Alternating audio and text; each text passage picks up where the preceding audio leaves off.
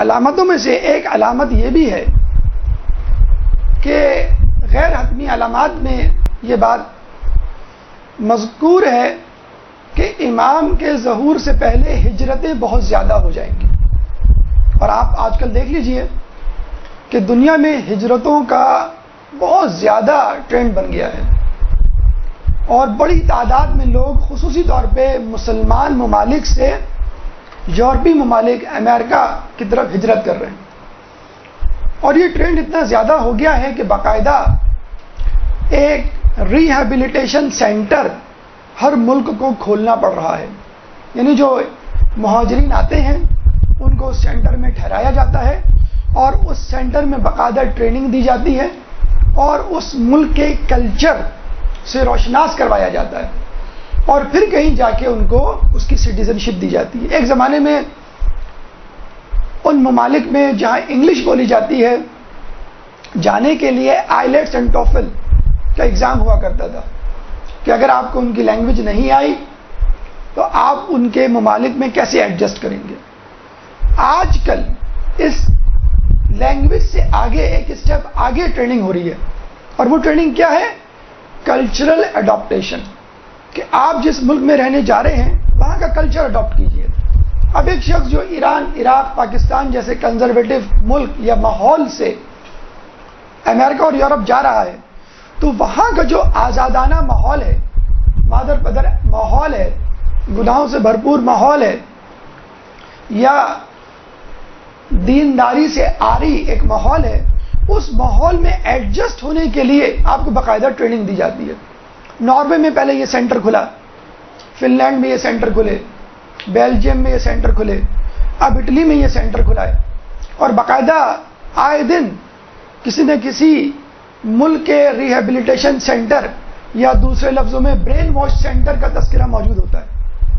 اور ان سینٹرز میں فقط یہ دعوت دی جاتی ہے کہ اب تک آپ نے جو زندگی گزاری وہ غلط تھی، آپ نے جو دینداری کا ماحول گزارا وہ ایک جبر تھا، آپ نے اب تک جو عقائد اپنائے رکھے وہ وہم اور وسوسے سے زیادہ نہیں تھے. آئیے اس دور کی طرف، اس ماحول کی طرف، اس ملک کی طرف جہاں پہ فریڈم آف ایکسپریشن ہے، اب جو چاہیں اپنی زبان پہ لے آئیں. یہاں پہ ہر قسم کے تعلقات قائم کرنے کی آزادی ہے.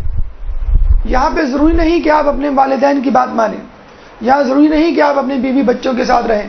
آپ آزاد ہیں، آپ جس طرح چاہیں زندگی گزاریں. آپ خدا کے سامنے جواب دہ نہیں ہیں، آپ مسجدوں میں جانے کے پابند نہیں ہیں. آپ کی مرضی، 4 دن کی زندگی ہے اور اس کو مکمل طور پہ انجوائے کر کے گزارنا ہے. یہ وہ ماحول ہے. یعنی باقاعدہ تربیت دی جا رہی ہے، بتلایا جا رہا ہے کہ اگر کوئی ایک بے پردہ لڑکی آپ کو انوائٹ کرے کسی ڈسکو کلب میں جانے کے لیے، اپنے ساتھ ناچنے پر مجبور کرے تو اس لڑکی کو غلط مت سمجھیے گا. یہ باقاعدہ مسلمانوں کو، اسپیشلی مسلمان سٹیزنز کو باقاعدہ ٹارگٹ کیا جا رہا ہے کہ آپ نے جو اب تک اپنے ملک میں حبس زدہ ماحول میں زندگی گزاری وہ غلط تھی. اصل ماحول یہ ہے. اور آپ دیکھ لیں باقاعدہ سازش کے تحت مسلمان ملکوں میں حالات خراب کیے جا رہے ہیں اور پھر انہی ممالک سے چند 100 لوگوں کو امیگریشن دے کر گویا ان اسلامی ممالک پر احسان جتایا جا رہا ہے. ایک تو آپ نے پہلے خود حالات خراب کیے، کسی کے گھر میں آگ لگائی اور پھر آپ اس کو کہیں کہ ہمارے گھر میں آ جاؤ 2-4 دن کے لیے. تو یہ ماحول پیدا کیا جا رہا ہے. کیوں؟ تاکہ آپ جب ان کے ماحول میں جائیں تو آپ کو ایک سائیکولوجیکل، لینگویج میں کہا جاتا ہے سائیکولوجیکل شاک یا کلچرل شاک، آپ کو وہ کلچرل شاک نہ لگے. آپ بے پردگی، شراب نوشی، موسیقی اور مادر پدر آزاد ماحول کو دیکھ کر پریشان نہ ہو جائیں. جس طرح لوگوں کو باقاعدہ برین واش کر کے ریہیبلیٹیشن سینٹر میں تربیت دے کر ایک فاسق و فاجر ماحول کے لیے تیار کیا جا رہا ہے، بس سمجھ لیجئے غیبت کا دور بھی ایسا ہی دور ہے. بس فرق یہ ہے کہ ریورس فینومینا ہے. وہاں آپ کو فاسق و فاجر اور دنیا داری کی تعلیم دی جا رہی ہے اور غیبت کے زمانے میں آپ کو تیار کیا جا رہا ہے کہ تم ایک بے دین ماحول میں رہ رہے ہو، فاسق و فاجر ماحول میں رہ رہے ہو. جب امام آئیں گے تو دیندار ماحول ہوگا، چنانچہ تم ذہنی طور پہ اپنے آپ کو تیار کر لو.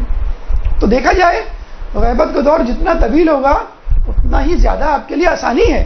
جیسے اسٹوڈنٹ کو کہا جائے جو امتحان تمہارا 1 ہفتے بعد ہونا تھا اب 1 مہینے بعد ہوگا، وہ کتنا خوش ہو جائے گا کہ اچھا ہوا مجھے تیاری کے لیے مزید زیادہ وقت مل گیا۔ ہم جیسے نکمے لوگوں کے لیے تو کم از کم ایک نیوز اچھی نیوز ہوگی کہ بھئی امام کی غیبت کا دور اور ہو گیا، ہمیں تھوڑی سی تیاری کا موقع مل گیا۔ میں ان کی بات نہیں کر رہا کہ جن کی تیاری مکمل ہے۔ ایک بات ذہن میں رکھ لیجئے کہ دنیا سائنسی دریافت، خوشحالی، ترقی کے حوالے سے اسی طرف جا رہی ہے جس طرف امام چاہتے ہیں۔